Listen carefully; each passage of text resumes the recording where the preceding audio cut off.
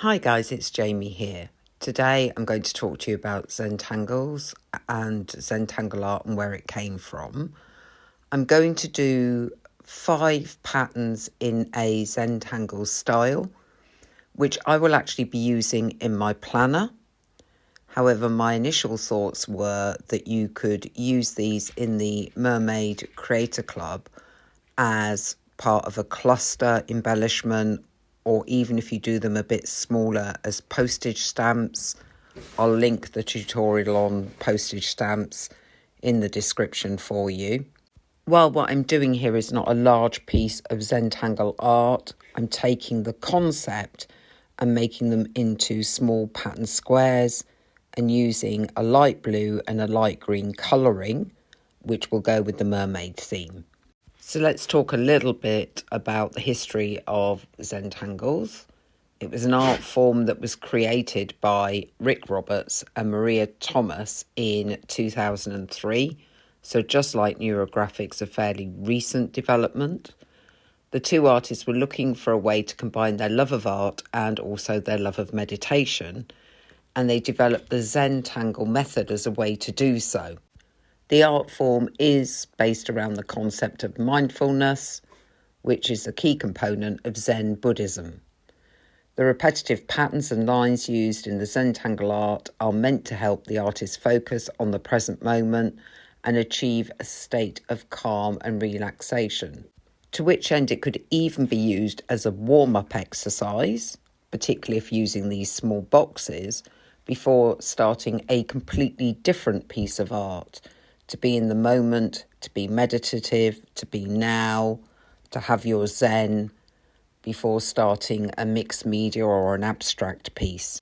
I think this could help artists when they get to those frustrating stages of a major art piece, like I did with the July the 4th abstract, which took over 4 days because I kept hitting walls where I didn't really like what had happened and I wasn't sure whether it was going to work out. Yes, I persisted and it did work out, but maybe if I'd already looked at Zentangle art, I could have got it done quicker because I could have switched off, done a couple of patterns, and then come back to the bigger canvas. Zentangles, a bit like neurographic art, have gained popularity very quickly, being something that's used a lot in art therapy. And it's used to help people reduce stress and anxiety, even improve focus and concentration, as well as the mindfulness and relaxation that it was originally developed for. It's even being used in schools and other educational settings as a way to teach creativity and problem-solving skills.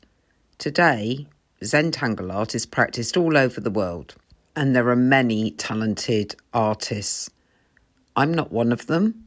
I struggle to draw a straight line, but I had a go for you. The most famous ones include Rick Roberts and Maria Thomas, the creators of the method.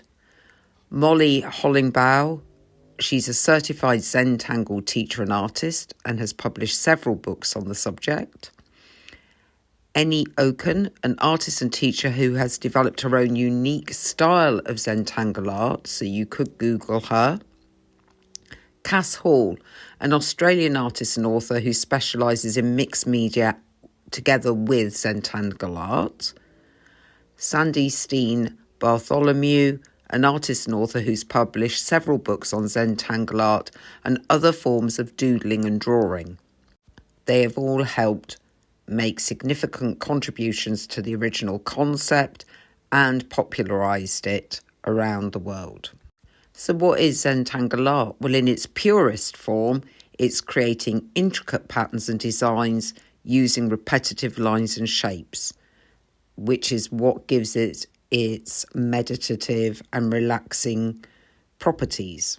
As discussed earlier, the Zen in the word refers to the meditative and mindful approach to creating the art, while the tangle refers to the intricate and interconnected patterns that are created.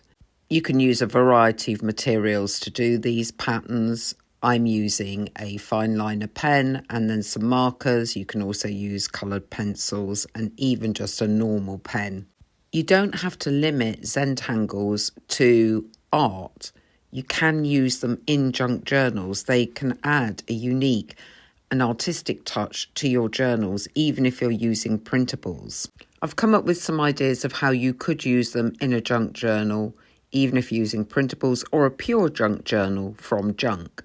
My first thought was you could use them as page borders and create quite intricate patterns, particularly on a plain looking page, for example, some coffee stained paper.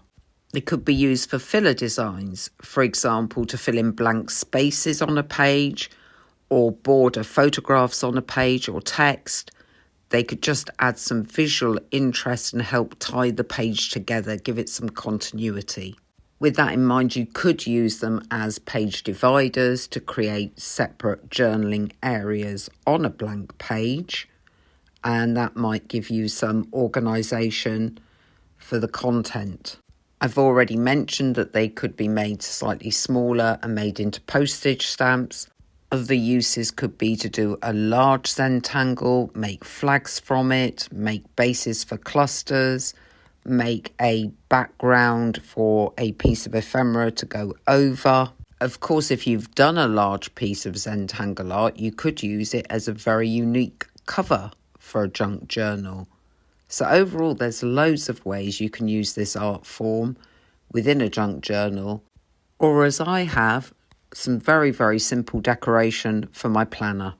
I hope you've enjoyed this video and been able to follow the 5 patterns that I've tried to create here, and I will catch you very, very soon.